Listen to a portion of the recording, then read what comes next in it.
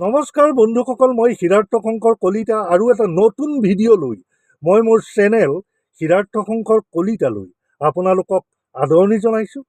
বন্ধুসকল, বৰ্তমান সময়খিনিত মই এডাল খুৰৰ ওপৰেৰে খোজকাঢ়ি আছোঁ। অকল ময়ে নহয়, বহু গাহৰি ফাৰ্মাৰ এতিয়া খুৰৰ ওপৰেৰে খোজকাঢ়ি থকাৰ নিচিনা অৱস্থা হৈছে। কোন মুহূৰ্তত কাটি দিয়ে তাৰ কোনো ঠিক নাই। মই আফ্ৰিকান সোৱাইন ফিভাৰ অৰ্থাৎ ASFৰ সংক্ৰমণৰ কথা ক'ব খুজিছোঁ। মোৰ ফাৰ্মৰ বৰ্তমান চৌপাশে ASFৰ সংক্ৰমণৰ ফলত বহু গাহৰিৰ মৃত্যু হৈছে। মোৰ ফাৰ্মৰ পৰা 2 কিলোমিটাৰ নহ'ব এখন ফাৰ্মত প্ৰায় 60টা গাহৰি দুদিনৰ ভিতৰতে মৃত্যুমুখত পৰিছে। মানে তেওঁ গোটেই ফাৰ্মখন উদং হৈ গৈছে। গতিকে মই প্ৰত্যেকটো ভিডিঅ'তে আচলতে ক'বলৈ চেষ্টা কৰি গৈছোঁ যে আপোনালোকে কেনেকৈ বায়'চিকিউৰিটি মেইনটেইন কৰি ৰাখিব লাগে, কেনেকৈ স্প্ৰে কৰিব লাগে, কি কৰিব লাগে, এই গোটেই কথাবোৰ মই প্ৰত্যেকটো ভিডিঅ'তে কৈ যাবলৈ চেষ্টা কৰিছোঁ।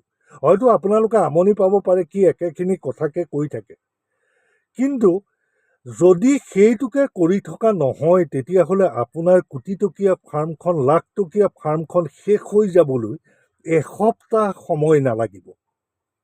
ইমানেই দ্ৰুতগতিত সংক্ৰমিত হৈছে ASF। ASFৰ যিটো বীজাণু, সি তাৰ স্বভাৱ সলাই পেলাইছে।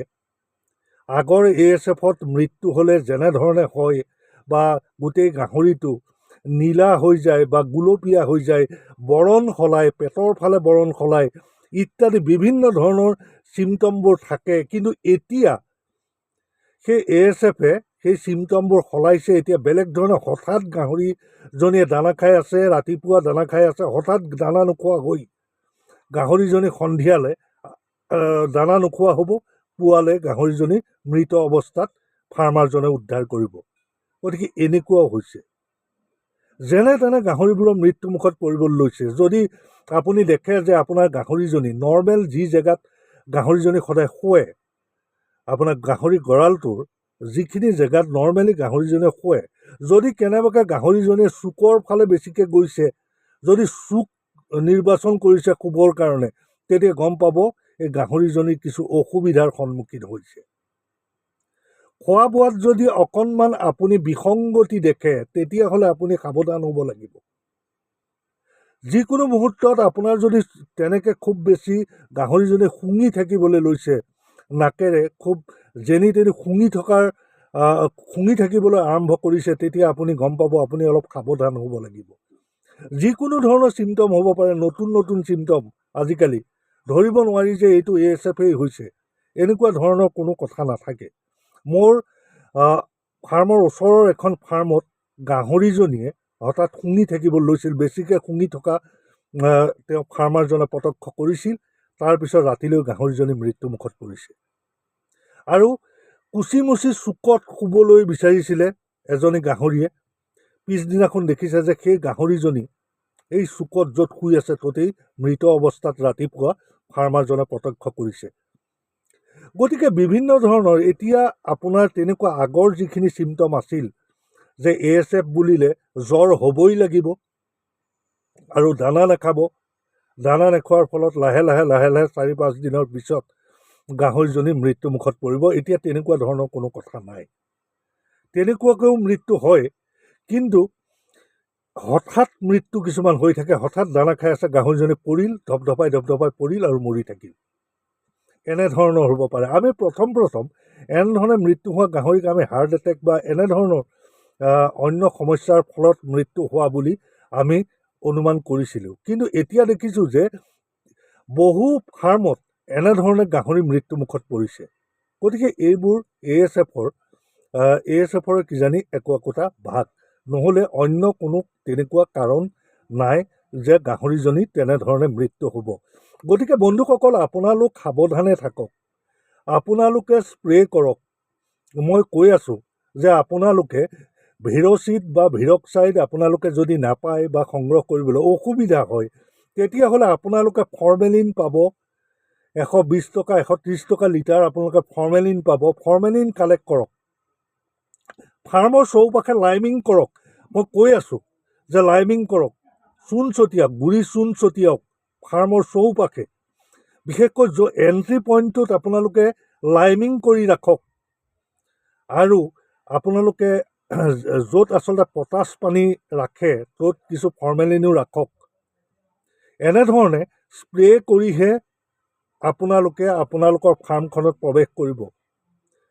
অচিনাকি মানুহ প্ৰৱেশ কৰা আপোনালোকে নিদিব। বৰ্তমান কাকো প্ৰৱেশ কৰিব নিদিব। কোনো মানুহক আপোনালোকে আপোনালোকৰ ফাৰ্মখন দেখুৱাবলৈ আপোনালোকে চেষ্টা নকৰিব। এতিয়া নিজেও যদি ফাৰ্মত প্ৰৱেশ কৰে আপোনালোকে ফৰ্মেলিন স্প্ৰে কৰক, নিজৰ গাত স্প্ৰে কৰি লওক, আপোনালোকে ভৰিত স্প্ৰে কৰি লওক। তাৰ পিছতহে আপোনালোকে আপোনালোকৰ ফাৰ্মখনলৈ প্ৰৱেশ কৰক। অন্যথাই খুব কম সময়ৰ ভিতৰত হয়তো আপোনালোকৰ ফাৰ্মখন হেৰাই যাব পাৰে। আপোনালোকে এই কথাটো কেতিয়াও নাভাবিব যে মই ভয় খুৱাবলৈ চেষ্টা কৰিছোঁ। যদি ভয় খুৱাবলৈ চেষ্টা কৰিছোঁ বুলি ভাবে তেতিয়াহ'লে আপোনালোকে ভয় খাওক। আপোনালোকে ভয় খাওক এই কাৰণেই যে আপোনালোকে ভয় খালেহে আপোনালোকৰ ফাৰ্মখন এতিয়া বাচি থাকিব। যিকেইখন ফাৰ্ম বৰ্তমানলৈকে ASF সংক্ৰমণ হোৱা নাই আপোনালোকে ভাগ্যৱান বুলি ভাবক যে সেইকেইখন ফাৰ্মে সঠিকভাৱে বায়'ছিকিউৰিটি মেইনটেইন কৰি ৰাখিছে। নহ'লে তৎক্ষণাত সেই ফাৰ্মখন নোহোৱা হৈ যাব। আপোনালোকৰ সপোনবোৰ থানবান হ'বলৈ 3 দিন সময় নালাগে। এতিয়া মই কালি এটা আপডেট দিছোঁ যে মই এখন খুৰৰ ওপৰেৰে খোজকাঢ়ি আছোঁ। হয়, এই মুহূৰ্তটো মই এখন খুৰৰ ওপৰেৰে খোজকাঢ়ি আছোঁ।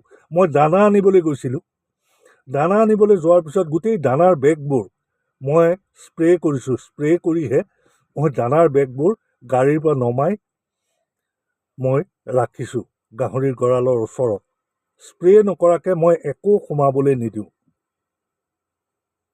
কোনো ধৰণৰ কুকুৰা, চৰাই চিৰিকটি এতিয়া মোৰ ফাৰ্মত প্ৰৱেশ কৰা নিষেধ। মই কাকো প্ৰৱেশ কৰিবলৈ দিয়া নাই। একমাত্ৰ যিজন আমাৰ ফাৰ্মৰ কেয়াৰটেকাৰ আছে তেওঁহে ফাৰ্মত প্ৰৱেশ কৰে। আৰু তেওঁ প্ৰৱেশ কৰাৰ আগতে তেওঁ নিজকে চেনিটাইজ কৰি লয়। তেওঁ ভিৰচিডেৰে নিজকে চেনিটাইজ কৰি লয়। তাৰপিছতহে তেওঁ ফাৰ্মত প্ৰৱেশ কৰে।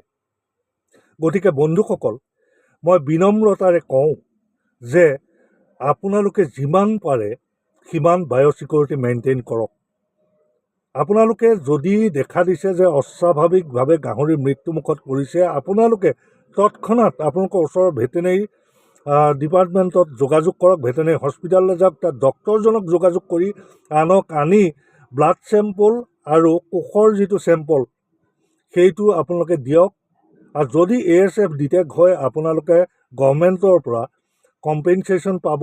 যদি ASF ডিটেক্ট নহয় তেতিয়াহ'লে নাপায়। গতিকে অকল ব্লাড চেম্পলেই নহয়, এতিয়া কোষৰ চেম্পলো দিয়াৰ ব্যৱস্থা কৰক। বন্ধুসকল কৰক। আৰু আপোনালোকে অলপ ভয় খাওক, কাৰণ ভয় খালেহে আপোনালোকৰ ফাৰ্মখন জীয়াই থাকিব। আৰু এই যে গাহৰিৰ আৰু এটা কথা কওঁ, গাহৰি পোৱালিৰ দাম কমি গৈছে, গাহৰি মাংসৰ দাম কমি গৈছে।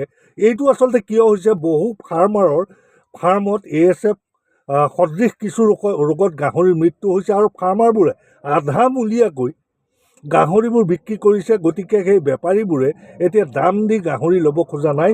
কিছুদিন ৱেইট কৰক। এই যিবোৰ গাহৰি এইবোৰ শেষ হৈ যোৱাৰ পিছত আকৌ গাহৰিৰ দাম উঠি আহিব, গাহৰিৰ বজাৰখন ভাল হ'ব, গাহৰি পোৱালিৰ বজাৰ ভাল হ'ব। আপোনালোকে কিছুদিন ধৈৰ্য ধৰক। ইয়াত মাত্ৰ ফাৰ্মাৰসকলে কিছুদিন ধৈৰ্যৰ প্ৰয়োজন। তাৰপিছত আকৌ গাহৰিৰ বজাৰখন ঠিক হৈ আহিব। আপোনালোকে এটা কথা মন কৰিছিলে, ক'ভিডৰ প্ৰথমবাৰতকৈ দ্বিতীয়বাৰ মৃত্যুৰ হাৰ অধিক আছিল।